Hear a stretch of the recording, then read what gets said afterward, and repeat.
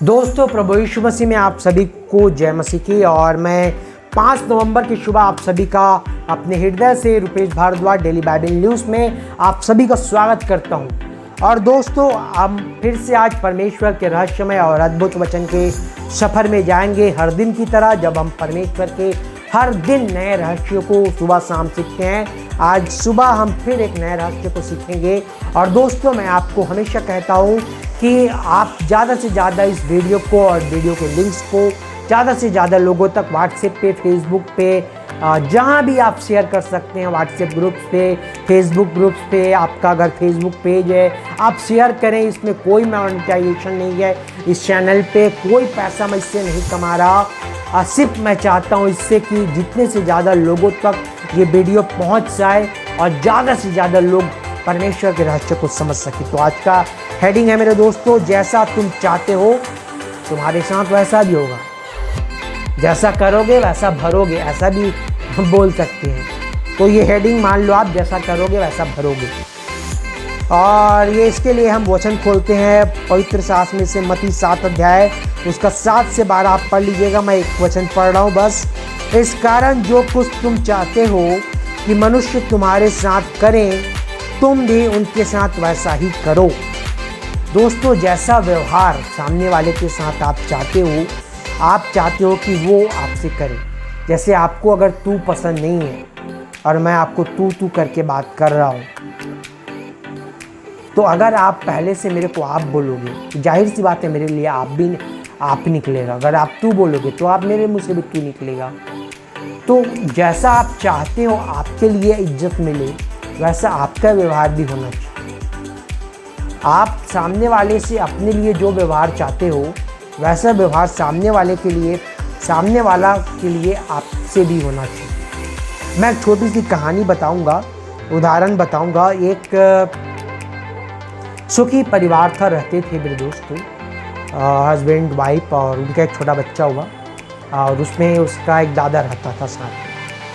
और वो जो उसकी जो पत्नी थी वो ख़त्म हो गई किसी कारण से। और उसके पिता तो ड्यूटी करते थे। तो वो जो बच्चा था वो अपने दादा के बहुत नज़दीक रहता। कुछ साल बच्चा बड़ा हुआ थोड़ा सा, फिर उसके पिता ने एक दूसरी शादी करने का निर्णय लिया।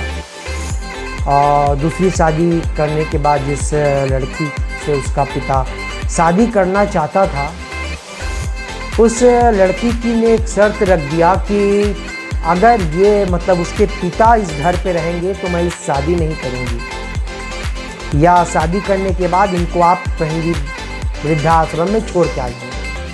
तो उसके पिता ने वो शर्त मान ली। और मानने के बाद जैसे ही जिस दिन वो दोनों की शादी हुई, वो रात रहे, अगले दिन सुबह, और ये बात उस बच्चे को भी पता थी।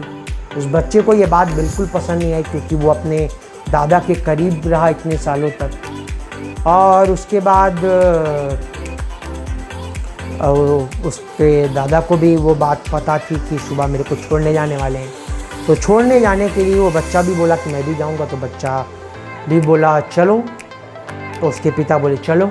और उसके पिता को बैठाए कार पे और अपने बच्चे को आगे बैठाए और खुद ड्राइव किए।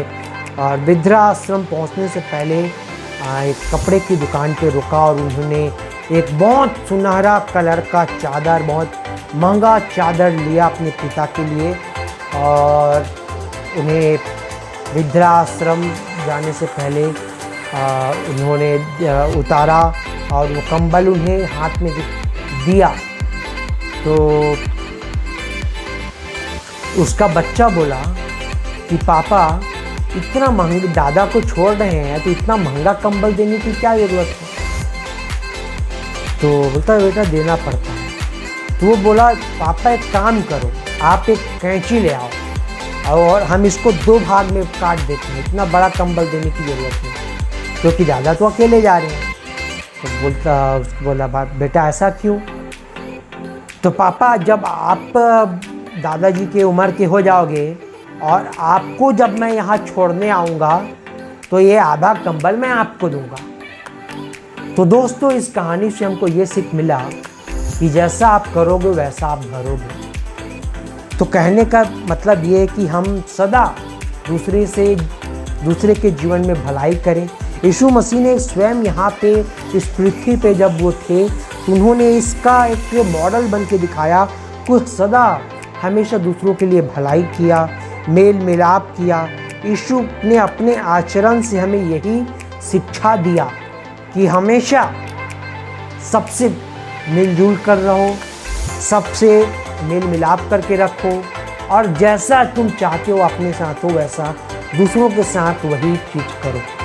तो दोस्तों, जैसा तुम चाहते हो वैसा तुम भी दूसरों के साथ करो। तो दोस्तों, आज के लिए इतना ही। मिलते हैं आज शाम को।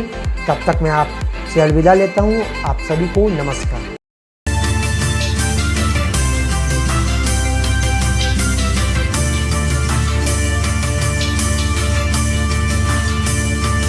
इसी तरह और भी हमारे भारत देश के लिए बड़े बड़े प्रोजेक्ट हैं, जिसके लिए यदि परमेश्वर पिता आपके मन को उभारता है तो आप अपनी आर्थिक सहायता राशि दे सकते हैं। आप डायरेक्ट हमारे बैंक अकाउंट में डाल सकते हैं और UPI के जरिए भी आप अपनी मदद राशि डाल सकते हैं। नीचे दिए गए QR कोड को स्कैन करके, अन्यथा डिस्क्रिप्शन में दिए वेबसाइट के लिंक को क्लिक करके भी आप अपनी मदद राशि दे सकते हैं। धन्यवाद।